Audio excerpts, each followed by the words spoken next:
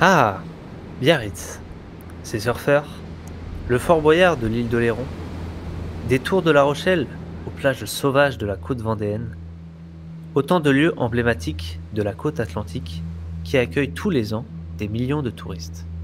Cependant, ces images cachent une réalité bien moins idyllique. En effet, combien d'entre nous savent que le golfe de Gascogne est le territoire de plus de 200 000 dauphins et que des milliers d'entre eux viennent s'échouer sur nos belles plages à cause de la surpêche. Sans oublier que c'est une espèce protégée. Parce que les dauphins se trouvent sur les mêmes zones que les bateaux de pêche, ils sont les victimes dites accidentelles de leur filet. Comme les 33% de mammifères marins en voie d'extinction, mutilés, strangulés, scarifiés, ce sont plus de 6000 dauphins qui périssent chaque année sur nos côtes.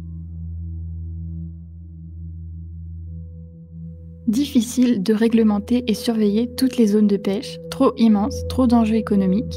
De la baleine au plancton, ce sont de nombreuses espèces marines qui disparaissent. Du chalut pélagique, conçu pour capturer des bandes de poissons, à la palanque pour pêcher le thon, c'est l'équivalent de 4 terrains de football qui capturent, sans distinction, des tonnes de poissons pour notre plaisir. Mais à quel prix ? Nous, consommateurs, avons nous aussi notre part de responsabilité. Ce sont toujours les mêmes espèces qui finissent dans nos assiettes. Saumon, cabillaud, thon, crevettes, et disparaissent progressivement.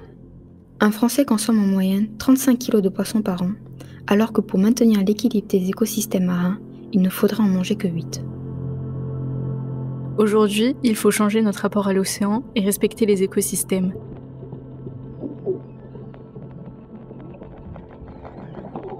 Des solutions existent. Certains pêcheurs optent pour de nouvelles méthodes de pêche plus sélectives et saisonnières et privilégient ainsi une pêche plus responsable. Que pouvons-nous faire ?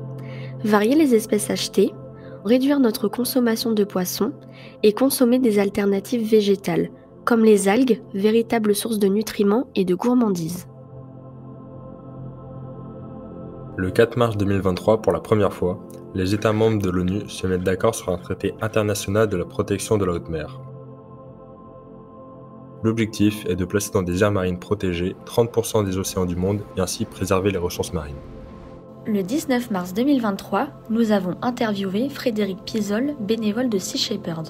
Selon lui, l'accord doit s'étendre à toutes les pêches non sélectives et sur l'ensemble des zones. De plus, il faudrait absolument renforcer la surveillance en mer.